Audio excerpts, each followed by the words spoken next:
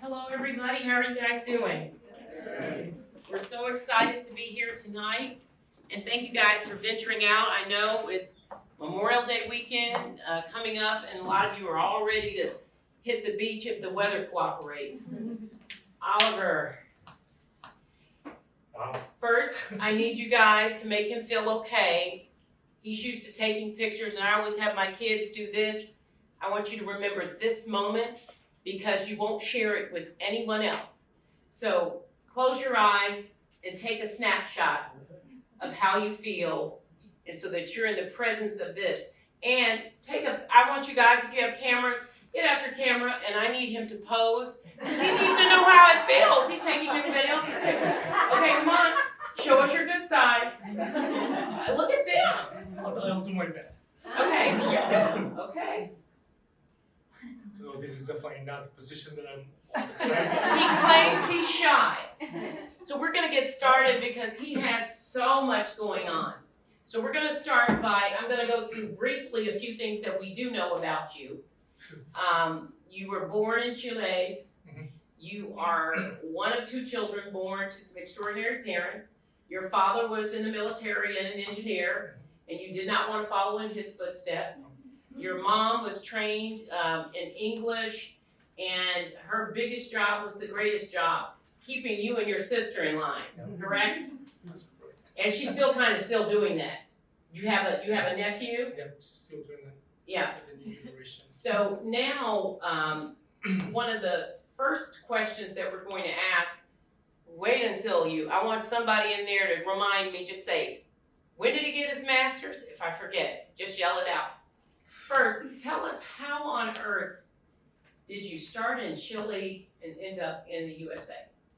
It's a long story. Well, first of all, I just want to say thank you for having me here, and thank you for your time and your talent, and to be here and to do this. She's amazing. You'll see, she's just amazing, and it's an honor to be here, to be honest. And well, long story short, I was in Chile.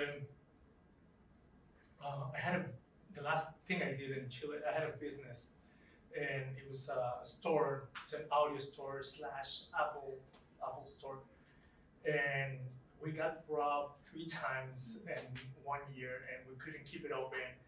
And I was the youngest in the group, and my ex-girlfriend, she's from here, and we were dating long distance for 3 years, and she was deciding to move to Chile, and I was like, well, I think this is not a good time right now because I just lost my job, and I don't think I want to go back to business anymore.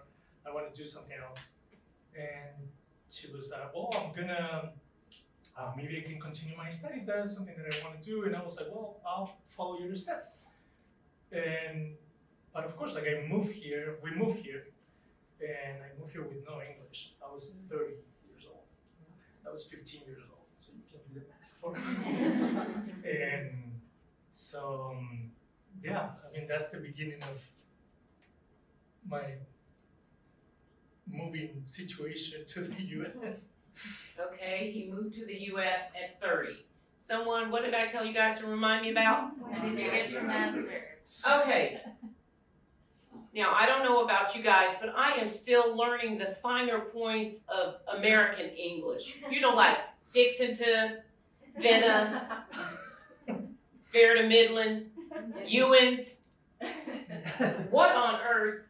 I know the answer has something to do with the engineer in you, and you and your dad were Mr. Fix-It. If it's broken, we can fix it. If it needs to be made, we can make it.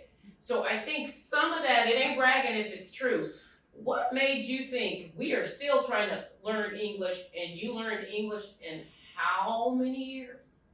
2 years. I mean, I'm still learning English, so you can correct me if I say something wrong. But so I moved here, and of course, I was in a different country, and I wanted to continue my studies. I didn't know what I wanted to do, but my background is in television, film, and I'm a sound engineer in Chile. But I ended up working in this and building this business because I was a little tired and bored of television, sound. I love sound, but it wasn't what I was expecting. And so I was like looking for something else. And I have 2 years. I give myself 2 years to study English and to figure out what I wanted to do. So I enrolled in a university for really intensive English, and the rest of the time I spent time in the library just reading books about anything just to practice. And I found this book of photojournalism, and it comes out every year with the best photojournalism, the best pictures, and the best photographers in the country. And I fell in love with it. I was, oh my god! Like I never thought I was gonna find something so that you can get so close to an issue and like be a witness of it. And like any issue could be like politics or just war or like being in front of, you can just like put this like different hats every day and like be there and then just disappear. And but at the same time it's art involved, and like you're close and you get to know people, you get to learn new ways of living and like and new people, everything. And I was like, I need to learn more about this. So I started reading a lot, and I ended up deciding, okay, I'm gonna do this for a living. I really love it, and practicing a lot.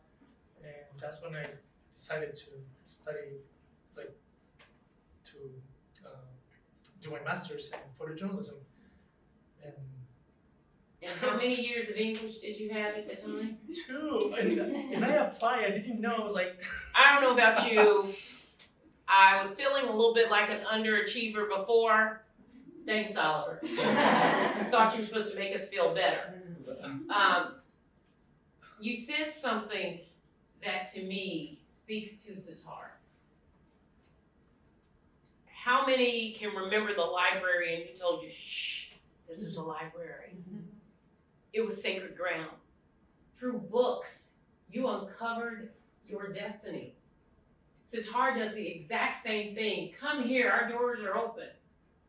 Why do you think it's so important for our children to have that opportunity to freely go and see and explore? When I got here, I've been in Sitar 3 times, I think, right?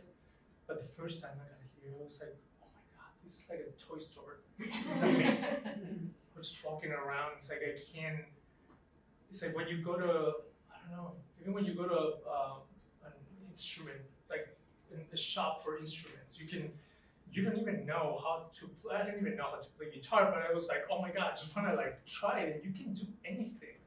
And I think it's just, it's so important to have the opportunity to put your hands on something and like just try it, and someone can give you the opportunity as well to like teach you and show you what it is, and you're never gonna know. I mean, nobody's gonna know if like you're probably talking to the next Pulitzer Prize photographer or an amazing musician, and because like all of those things we all have, I do think we all have our artistic part, but it's unlocked. I mean, it's locked. And I think when I found photography for me, I unlocked that part of me. And so I think places like this help people to unlock those like the artistic part of yourself, and it could be like different arts, like it could be photography, it could be music, or it could be like theater or whatever. You talk about the hidden treasure and unlocking. You truly did unlock your destiny before. Talk to us a little bit about freelancing and some of the major publications you worked with, the Washington Post, the New York Times, while you were in Chile. How did those opportunities come about? And I want to talk a little bit about, you know, we say you want to be lucky, you want to be blessed. You want to be talented, you want to be good looking. You want to be I just personally feel that some people stood in line way too many times, okay? But tell us about the mentoring, and you said you were lucky, and I said, no, you were prepared.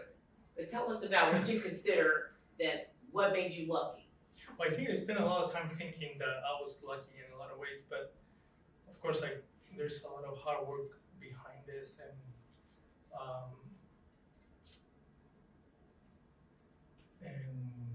Tell us about that first person that inspired you and said you can do this. But yeah, that's the other thing. It's like those people who helped me, and I do have to say I have a lot of mentors, and how important it is to have mentors in your life, doing whatever you're doing in your life. How important it is, and they didn't come to me. I found them, and I knocked all the doors. I moved here at 30 years old, and I didn't know what to do. I didn't know English, and I think I was in survival mode, literally. And I was like, I can't lose my time anymore. Like I think when I was 25, it would have been completely different. I was like, hey, let's party, whatever. Let's have fun, or like let's travel, whatever. But I was in survival mode, and I needed to like do something with my life. And I started knocking doors, and I talking to every single photographer, every single photo editor. I lived in Boston the first 2 years. So I went to the Boston Club. I talked to every single person, and just to know more about the job. I didn't know I'd never been a photographer. So it's like, how is it to be a photographer, like in the US?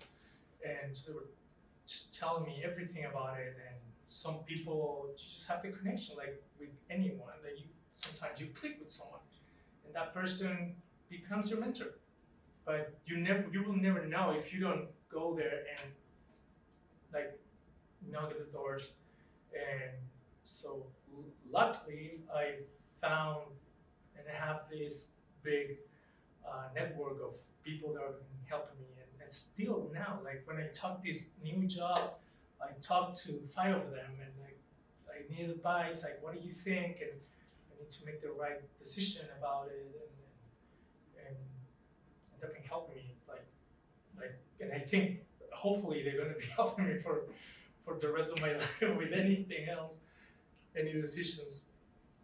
We're going to talk a little bit about working with your new job and working with the French press and still covering the White House. But you've worked with 3 presidents.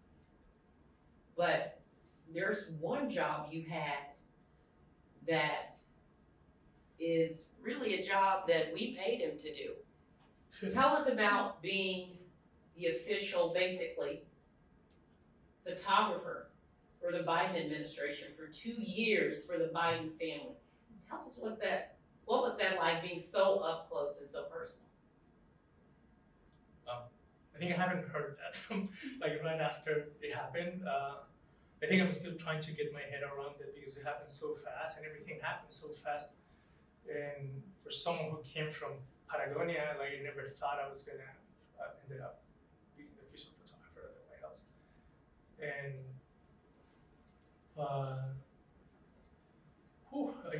it was just an amazing opportunity, and a huge honor. And not just we were just talking about it, not just a big honor for because I'm not just representing or my culture, my family, my country, the whole continent, but I'm also representing, now I'm a US citizen, so I'm representing like this my new community as well, and it was a big honor and a lot of responsibility as well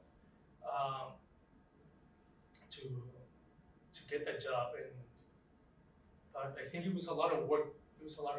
Before that, I worked 7 years as a freelance photographer, and I was working for the Washington Post as a photo editor, as a contractor photo editor, and on weekends. So I was like editing on weekends and taking pictures during the week. So I literally spent 8 years doing that with no time off. I was basically not taking vacation at all. And because I realized that photography for me is not intuitive. It's not as easy as some other people that I know. I know some young photographers that just pick the camera. It's like, wow, like you're amazing. Like it's the talent is just like, and I'm not like that. I have to like sit and read and learn and practice and photo editing is another monster that it has a whole different language that I have to learn. Well, I'm still learning, and so it took a lot of work. It took a lot of time for me to well, let's say to get there, but I never thought I was going to be the White House photographer. As I told you, it's like probably the biggest honor you can get as a photographer is being the official photographer at the White House, and they offered the job to me, and Let's talk a little bit closer. You of course, Yeah. don't answer anything you don't want to answer, okay. but I'm asking it. What was the most touching and intimate photo that you took when you were the official photographer? Well,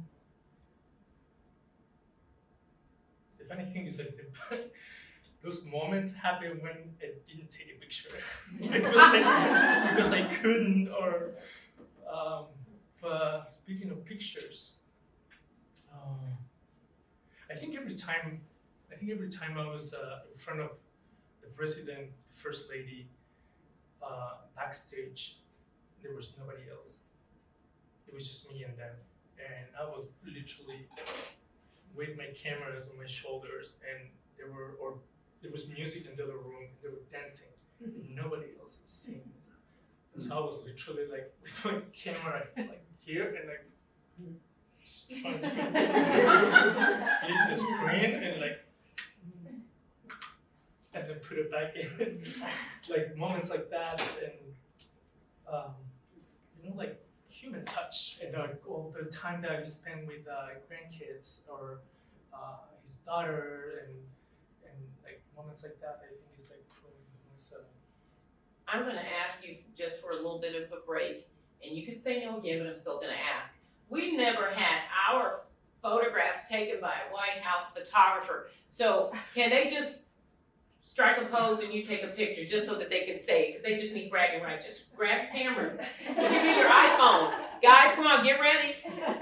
Vogue, because you can honestly say this, that the man who takes pictures for a president took my picture. Ready? Okay, get ready. Count us down. Ready. Karen is ready. She's like, okay. No, not mine. There. Their picture? Yeah. Ready? Well, let's Come on, do this guys. then. Yeah, there we go. You're gonna have to turn around. Oh, it's a selfie-like thing. Oh my gosh. Here we go. Are we in it? Oh, like, Okay, guys. Now you can brag, call home, and say, I believe he said that I was far more handsome than Joe Biden and prettier than President Trump, or one of those. So let's get back to it. Wanted to get a little bit of laugh because I did tell you, we all know that the former president was diagnosed with prostate cancer. And you've been there at a lot of moments that we would never see. If Joe Biden were here today, former president, what would you say to him to encourage him? And what picture would you give him that you've taken to bring a smile to his face? Whew, that's a good question. I think I would always say like be strong. I know him a little bit, and I think I would probably give him a hug. I think a hug were good, and you can say a lot with like hugging someone and just like giving share support and like I'm here with you, and instead of saying I'm sorry, but just like be strong. And I know he's a very strong person, very very strong, but I'll probably like say the same to his family too. We have gone a little bit slower than I had anticipated, so I'm asking you quick questions. You, who you work with now, you have a seat on Air Force One. You have a seat at the table when it comes to covering the White House, and you've covered President Trump before. Quickly, tell me, how is it different then versus now? It's very different. I think I had PTSD when I was covering this Yeah. first 4 years. It is very different. It's very different. It's well, I mean, I don't even have to say it. I'm pretty sure you can also see. You can also see it just in a matter of the focus on what are we doing. I'm a photojournalist, so of course we have our ethics and you know what to do and there's certain protocols like to do things and when someone takes you out of that and there is like sometimes like not a lot of meaning in some things and that probably aligns to you and it's really hard to cover and of course there's this is so much to say about it. Okay, we don't want to get them in trouble. Another thing, much of your work has been tied to the story of the immigrant. Mhm. How do you tell that story now for the French people? How would you tell that story now? How do you remain fair and balanced, but being an immigrant, you can probably feel some of the angst and the emotion. How do you temper that with just the facts? Can you repeat the question again? Sorry. How do you keep your emotions out of covering the stories that you so love about immigrants? I think after Trump, I think I'm bulletproof. Oh, okay. No, it's just like I think it's a matter of like just being professional and like to keep your ethics down because it could be like for anyone, someone if you don't like Biden, like of course like you're not gonna be agreeing, but you're taking pictures in front of them, but I think if you're focused and you keep your ethics right, you're gonna achieve whatever is gonna be in front of you, whatever event. Okay, we're gonna do some rapid fire. What is the one photograph you haven't taken and of whom? Who's That's that the one story person? that's the story of my life. I think the Queen Elizabeth. I wish I could have done that. Would have taken a picture of her. I met the king, but not the queen. And Paul McCartney. Okay, that's doable. And he's a sir. Okay, when you look at yourself in a picture, tell me, who is he in 3 words? Oof, I think dedication, passion, and hard work. If your mom and dad were right here, outside of your mom saying, I need to be a grandmother from you, other than that, what would you say to them for how they helped shape the person you are today? And so I was telling her I have to. I call my mom every day. If I don't call her, it's like Latino moms. You can't. You cannot call them every day. And every time something new happened or like a new job or whatever, my mom is like always like is so proud of me and always like we cry together as well and not even in her wildest dream she thought I was gonna become the person that I am right now. But everything I am right now is because of her and my dad, the way they shaped me. And lastly, because we're gonna open it up for questions, and also you guys will get a chance to take a survey about this whole experience, and we'll tell you more about that. What photo have you taken that brought you to tears? So many.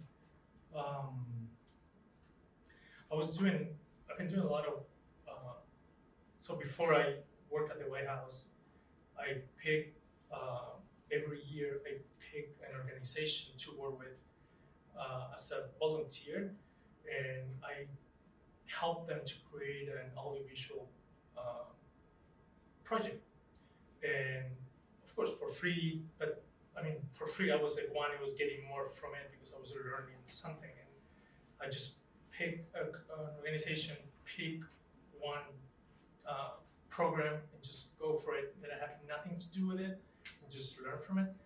And I encountered, I learned so much from that. And to give an example, I did a project about it's called a company, and it was a group of young adolescents, immigrants who came from Mexico and Salvador, and but on their own. And so the story was trying to highlight their stories and their sacrifice, and like they're like trying to open the dialogue of like their journey and why they're doing this, and like why their family decide to bring their kids to such a dangerous journey. And we worked on this project for a year and a half actually. It was hard. It was really hard for me because I have to do interviews with them every single week, and talking about their stories, and like they were really hard to listen. So I cried with them while taking the pictures, while we were doing the interviews, and like the same thing with a group of transgender Latino women. It was pretty hard, but it was the most beautiful thing that I've done, and just yeah, I think this whole like artistic part, when you unlock all of this, like your artistic part, it makes you more vulnerable, I think. And I mean, I was watching a movie, a cartoon, an animation movie, and I was crying with it. It was like Inside Out, and I was like, oh yeah. No, now Inside Out is really good. Okay. Jesus. I was crying on the plane yesterday, so now you know they know how to make movies. That's a long answer for Well, we're wrapping it up, and I'm doing just a bonus. 100 years from now, when you're 145. Thank you for telling me. What is the, well, you know, they can add. You're some smart folks, you said 30 and 15, they can add, they can do their gazettas. I wanna ask you, what is the last picture you wanna see before you close your eyes? Picture of my family, for sure. Okay, that one got me, guys. So we're ready to open it up if you guys have any questions. No politics? No, just kidding. Just kidding. Nothing that gets him in trouble. I'm out of politics. Thank you for that. It's very inspiring to hear that. How did you find your niche? Do you think you found your niche already, or are you still you still exploring new niches? I guess venturing off, but if not, like how did you find your niche? My niche in photography. Yeah, We're still talking about photography. That's a good question actually, because when I moved here, I was trying to. I felt a little weird. People were calling me Latino, Hispano, and I was like, I don't even know what it is. Like, I'm from Chile. We're so all the way south, like very isolated country by oceans and mountains, and Argentina feels pretty much the same. Like we don't. I wish I can be called Latino when I was there, because Latino to me in my head, it has all the like the south side, like your shirt open, coconut, and like it's like all these cool cultures. Like we don't have that. It's like cold, it's great, and we definitely don't have that. And so trying to find my identity while I was in grad school, I ended up focusing on immigration, and I started traveling to Mexico, El Salvador, and I went to Juarez a bunch of times, and trying to like really like do research about the immigrant path and why people decide to move here, and taking pictures. Mostly like research, while in grad school, and I think that of research looking for my identity, it put me in a niche of I'm a immigration photographer, and that actually gave me a lot of opportunities. And which is funny because I was at the same time here, I was freelancing for some newspapers and I was doing event photography. But I didn't tell anyone about it. I was just focusing on I'm an immigration photographer. So just because of doing that, I got an assignment for my first assignment with the big one with National Geographic. They sent me to Nicaragua for a month with Halle Berry. I was like, what? And from Time Magazine, they started sending me, but they thought it was like, this is an immigration photographer, and how important it is for you to like. Sometimes they like, don't put yourself in a box. It's like in photography, it is really important because as a photo editor, if I have to take a picture of her, a portrait, I'm not gonna call the sport photographer to do it. I'm gonna call the portrait photographer. So I hope that answered your question. Yeah, okay. We had some other answers. Okay. Thanks so much. I was lucky enough that in a government role that I had, photography was a big part of it. And I knew that it was limited. So I was really able to kind of live in the moment and really kind of just indulge in saying, how cool is this that I get to take this picture? But as a career, I'm wondering how you keep that motivation and that drive as it's become day to day for now many years. Also good question. I think one of the things is what I do is we all do it, which is the funniest thing. Like we all have phones, we all take pictures. So if you talk to a lawyer, for example, it's like, so what do you do? It's like maybe they're gonna tell you what they do. It's like I don't relate to anything you're saying because I have no idea. But if I say I'm a photographer, we all take pictures, so we all know what it is to take a picture. And to get nervous or like to do this or like the light or whatever, like even if it's the basics, like we all do. I don't do anything that the lawyers do. No offense if there's but photography is always the talk about photography is everywhere. Every time I talk about it, and of course it's the coolest job ever. I was like, I've been able to meet I don't know how many presidents, probably more than 70, I don't know, queens, kings, and being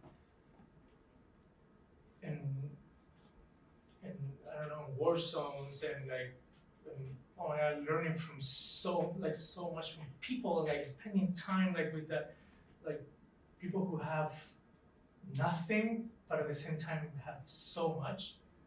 And when life put you in that situation, it's like, oh my God, I'm like the richest person ever, even though photography doesn't pay much, but I was like, this is amazing. Like just a human interaction. Any others? I want to take the time, oh, you got one? I do. I have so many, so I'm trying to decide what to ask. Yeah, microphone. You want the mic or? Only fine, sure. I love the mic. So I'm wondering, you were in the box as an immigration photographer. How did you make the entrance into White House photographer? How did you leap from?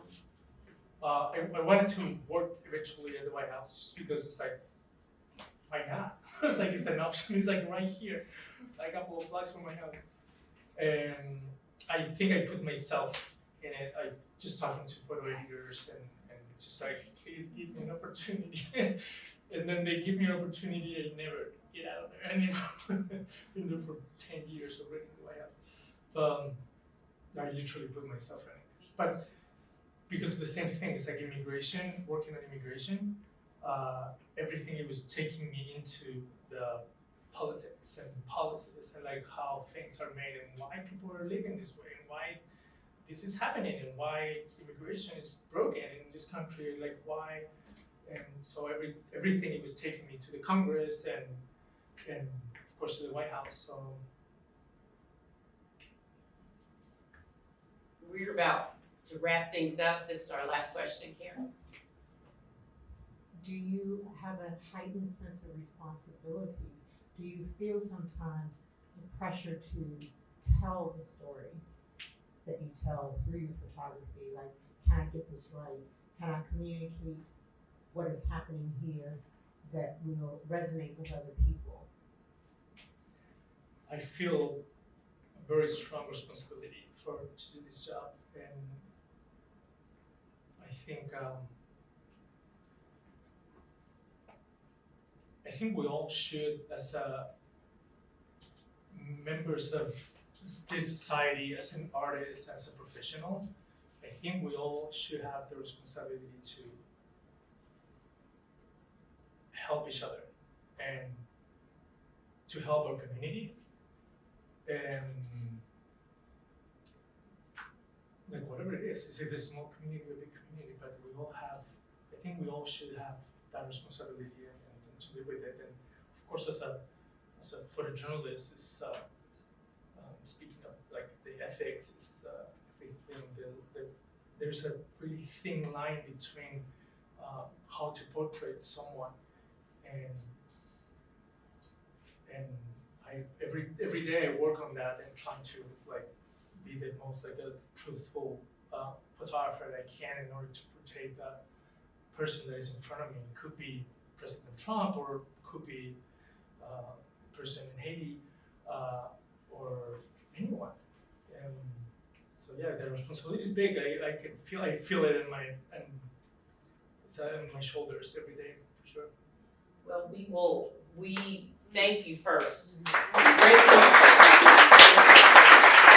Thank you for being open, and I know it's a little frightening because we did ask some things, and we can say what we think without our jobs being, but we appreciate this. We thank Sitar for this entire series. I want to thank my dear friend Karen for inviting me, and he's got a heavy heavy things on his shoulders to bear, so we ask that you keep him in your thoughts, prayers if you pray, and send good wishes his way, because he has an extraordinary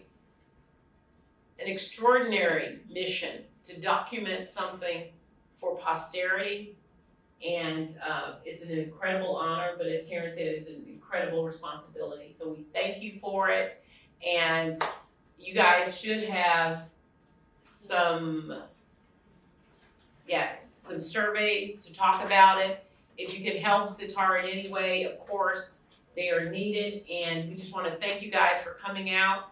And we want to thank you again, Oliver. It has been an absolute joy. And guys, give him a hand because he said it was shy.